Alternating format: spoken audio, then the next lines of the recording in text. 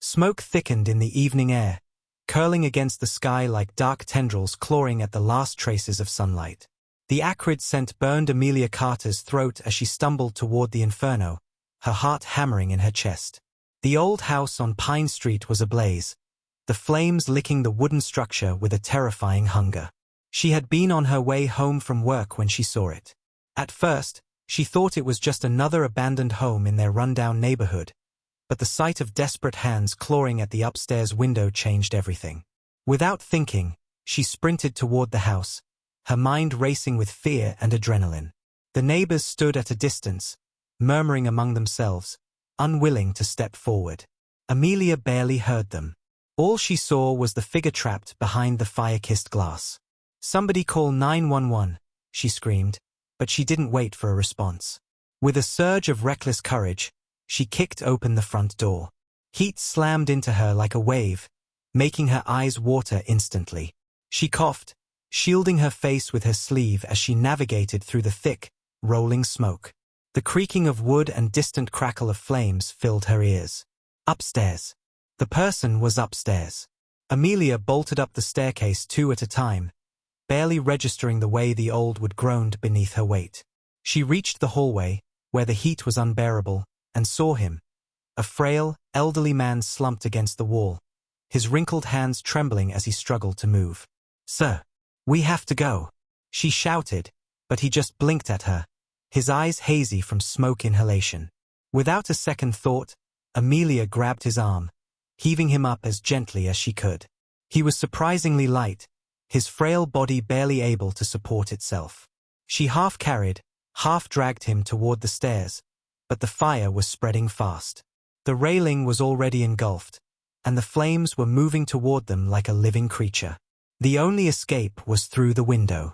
Panic twisted in her gut as she scanned the room for something, anything, that could help. Then she saw it, a tattered bedsheet hanging from the mattress. It wasn't much, but it would have to do. Tying one end around the heavy wooden bedpost, she secured the other end around the old man's waist. His glassy eyes met hers, fear flickering within them. "I need you to trust me," she urged. "We're going out the window." He nodded weakly. With trembling hands, she helped him out, easing him down inch by inch. The fabric strained under his weight, but it held. As soon as his feet hit the ground, Amelia wasted no time. She gripped the sheet tightly, took a deep breath, and climbed down after him. The second her feet touched solid ground, the house gave a terrible groan, and in an instant, the roof caved in, sending a shower of sparks into the sky. The crowd gasped, rushing forward as Amelia staggered back, coughing violently. Sirens wailed in the distance, their blue and red lights painting the smoke-filled street in an eerie glow. Amelia turned to the old man, expecting gratitude, maybe even shock, but instead, he simply stared at her. His expression was unreadable, his face etched with something she couldn't quite place. Then, without a word, he reached into his pocket, pulled out a small, crumpled piece of paper, and pressed it into her hand. His fingers were cold despite the fire. Before she could say anything, the paramedics swarmed them, pulling the old man away to assess his injuries. Amelia unfolded the paper with shaky fingers. There was nothing but an address scrawled in uneven handwriting. Her heart pounded. Who was he? And why had he given her this? She had no idea that this was only the beginning.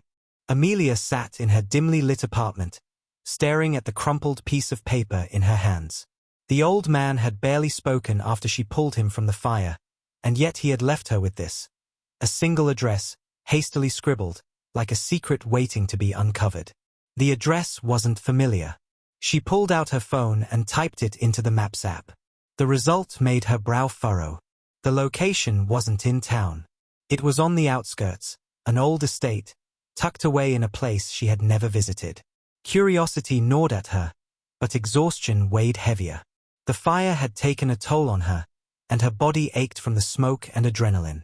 She decided to sleep on it. But sleep didn't come easily.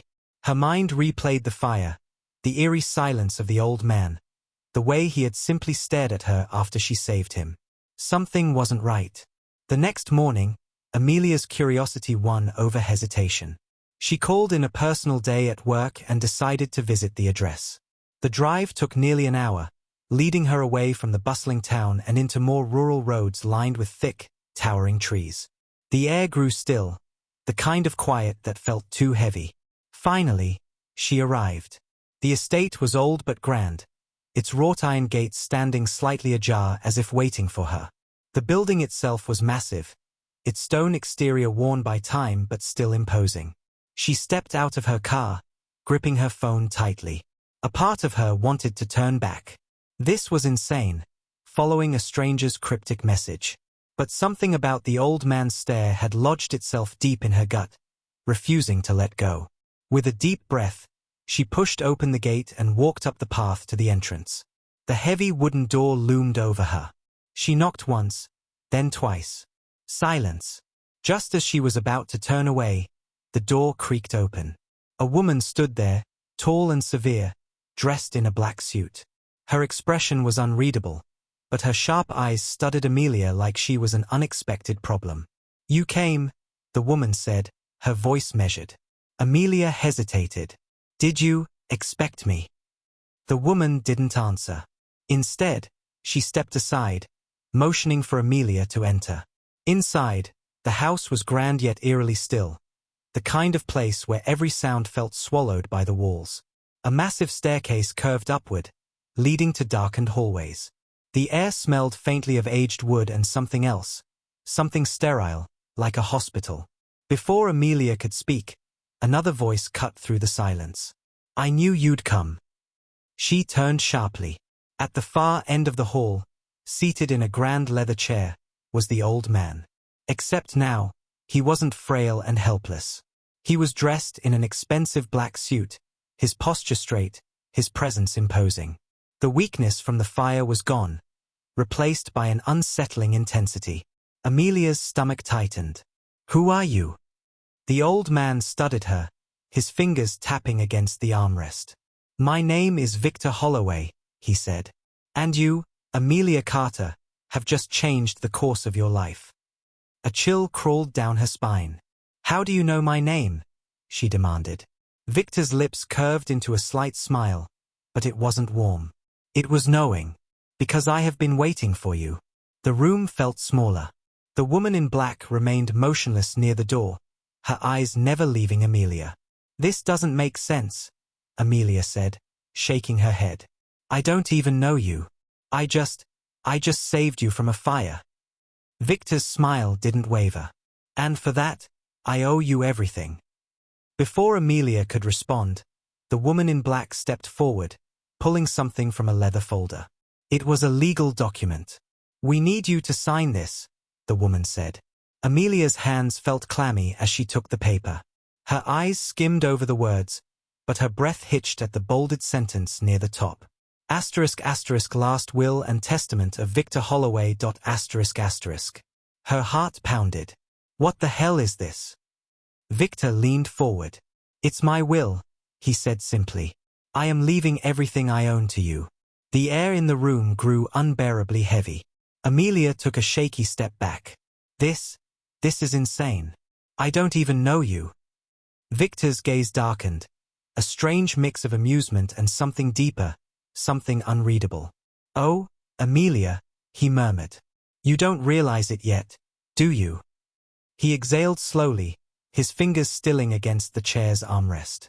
"You didn't just save me from that fire." His voice dropped, barely above a whisper. "You saved yourself." A sharp knock on the door made Amelia jump. The woman in black's expression flickered for the first time. Concern. Victor straightened, his jaw tightening. "It seems we have company." Before Amelia could react, the front door burst open. A group of men in suits stormed inside, their eyes cold and calculating. The lead man stepped forward, his presence suffocating. "Victor Holloway," he said smoothly. "We need to talk." Victor's jaw clenched. He turned to Amelia, and for the first time, true urgency flickered in his gaze. "You need to leave," he ordered. "Now." Amelia's pulse thundered in her ears. The men weren't looking at Victor anymore. They were looking at her. Amelia's heart pounded in her chest as the group of suited men stepped forward, their eyes locked onto her like she was prey. "Miss Carter, I presume?" the lead man asked, his voice calm but laced with authority. He was tall, his salt and pepper hair slicked back, and his piercing blue eyes radiated control. Victor Holloway, now suddenly full of strength and authority, narrowed his eyes. "You have no business here, Lancaster." The man, Lancaster, let out a slow, measured breath, as though he had expected this. "On the contrary, Victor, I think we both know I do." Amelia felt frozen between them, her mind racing with questions. Who were these people? What was she caught up in? Lancaster turned his sharp gaze toward her. "Miss Carter, I advise you to leave. Now." Victor shot up from his chair with surprising speed for a man who had seemed so frail just a day ago. His presence filled the room, his voice a low, commanding growl. "She stays." Amelia's breath hitched. She wasn't sure if she wanted to stay, but her feet refused to move. She needed answers. Victor turned to her, his expression softer but still intense. "Listen to me, Amelia. You don't understand what's happening yet, but you will. You saved my life, and in doing so, you've become involved in something far bigger than you realize." Amelia's mouth was dry. "What are you talking about? Who are you?" Victor exhaled slowly, glancing at Lancaster before focusing back on her. "I was the rightful owner of one of the most powerful financial empires in the country. That is, until they tried to erase me." Lancaster didn't flinch. His expression remained calm, but there was something menacing in the way he stood so still. "They burned your house down?" Amelia whispered, horrified. Victor gave a slow nod. "And they would have succeeded, if you hadn't intervened." A shiver ran down Amelia's spine. "This is insane," she muttered, shaking her head. "I don't know anything about business empires or secret power struggles. She stopped, realizing the weight of what she had done. She had saved Victor. She had unknowingly stopped whatever plan had been put in motion to remove him. Lancaster took a step closer. "Miss Carter, you were simply at the wrong place at the wrong time. There's still a way for you to walk away from this, unharmed." Amelia clenched her fists. "And what if I don't walk away?" A flicker of something, respect, maybe, crossed Lancaster's face before his expression hardened again. "Then you inherit Victor's enemies," he said. A cold dread filled Amelia's chest. Victor stepped beside her, his presence oddly reassuring. "You don't have to be afraid," he said. "But you do have to make a choice." Amelia's head spun. She had barely wrapped her mind around rescuing a stranger, and now she was caught between two powerful forces she didn't understand. Victor reached into his suit pocket and pulled out a sleek black envelope, pressing it into her hand. "This," he said, "is the key to everything. If you trust me, keep it safe." Amelia's fingers tightened around the envelope. Lancaster sighed. "You're making a mistake, Victor." Victor smirked. "That's what you said 30 years ago, and yet, here I stand." The tension in the air was thick enough to cut. Amelia knew she had only moments to decide, walk away, or plunge deeper into the unknown. But before she could speak, a loud bang echoed through the house. Someone else had arrived. And they weren't knocking. The thunderous bang echoed through the vast estate, making Amelia's breath hitch in her throat. The front door shuddered from the impact. Someone was trying to break in. Victor's expression darkened. Lancaster's men shifted instinctively, their hands reaching inside their suit jackets. Amelia didn't need to see to know what they were reaching for. Guns. "Amelia," Victor's voice was low but urgent. "You need to leave. Now." Amelia's pulse pounded in her ears. "Leave? Go where?" Another bang. The door frame splintered. Whoever was outside wasn't waiting. Victor turned to Lancaster, something unspoken passing between them. For the first time, Lancaster's ever-calm demeanor wavered. "They found us faster than expected," he muttered. "Your time is up, Holloway." Victor cursed under his breath and grabbed Amelia's wrist. "Come with me." "No." Lancaster took a step forward. "If she runs now, they'll hunt her down. You've already made her a target." "She was a target the second she pulled me from that fire," Victor snapped. "If we don't move, She won't live to see tomorrow. Before Lancaster could argue, the front door exploded inward, with fragments flying across the marble floor. A group of masked men stormed inside, dressed in all black, moving with military precision. Shots rang out. Lancaster's men reacted instantly, pulling their weapons and returning fire. The grand estate became a war zone, echoes of gunfire ricocheting off the high ceilings. Amelia barely had time to duck before Victor yanked her backward, dragging her toward a hidden door beneath the grand staircase. He shoved it open, revealing a dark passageway. "In here, now," he ordered. Amelia hesitated only for a second before diving inside.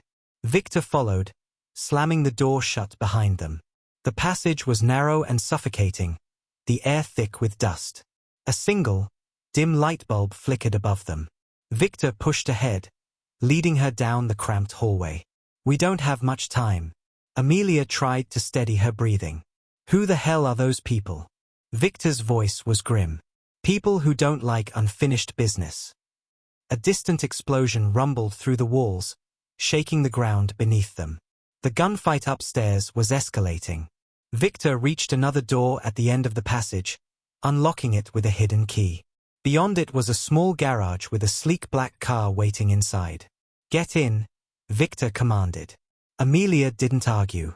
She slid into the passenger seat as Victor started the engine.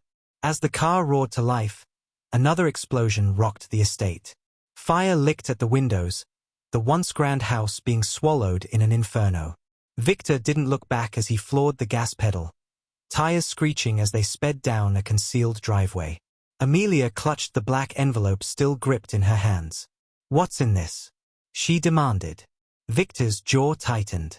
"The truth." Amelia's stomach twisted. "What truth?" Victor's eyes flicked to the rearview mirror. "The kind that gets people killed." A set of headlights flared behind them. They were being followed. Victor cursed and slammed his foot down on the accelerator. The car shot forward, weaving through the dark backroads. The pursuing vehicle kept pace, its presence relentless. Amelia's hands dug into the seat. "Tell me what's going on. Why am I in the middle of this?" Victor's grip on the steering wheel tightened.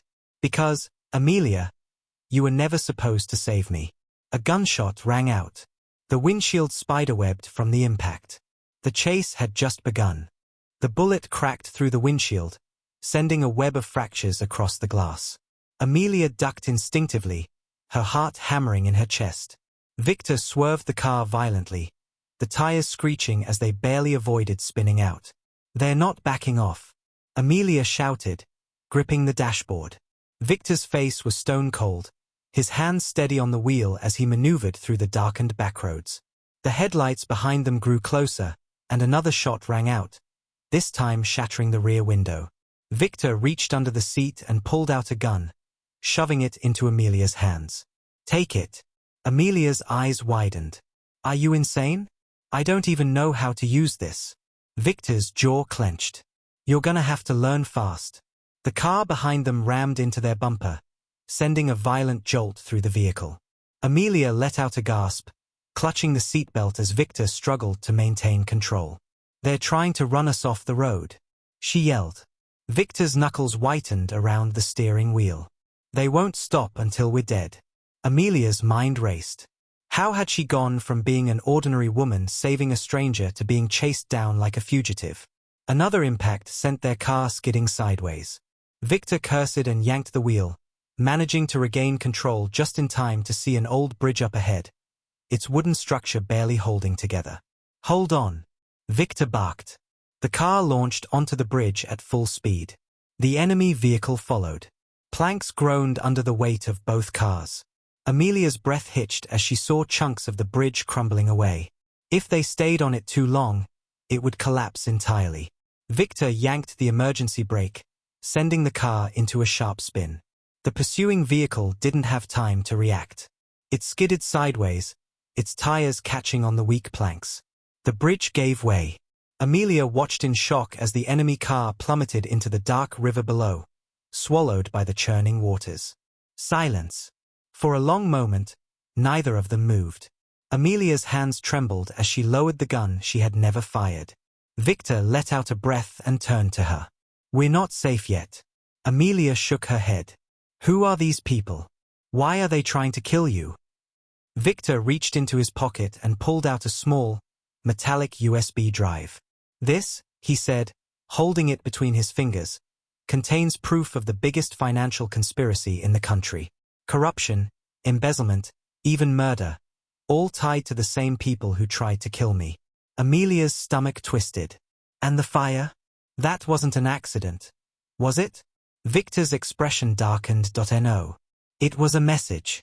They wanted me erased, permanently. Amelia's fingers dug into the envelope she had been holding onto for dear life. And what's inside this? Victor exhaled. The final piece of the puzzle. The names. The accounts. The evidence that could bring them all down. A heavy silence settled between them. Amelia had been thrust into a world she never wanted to be part of. But now, she wasn't just a bystander. She was holding the key to something bigger than herself, something dangerous. What happens now? She asked, her voice barely above a whisper. Victor's eyes met hers. Now, he said, we expose the truth. The distant wail of sirens cut through the night air. It wasn't over yet. But Amelia knew one thing for sure.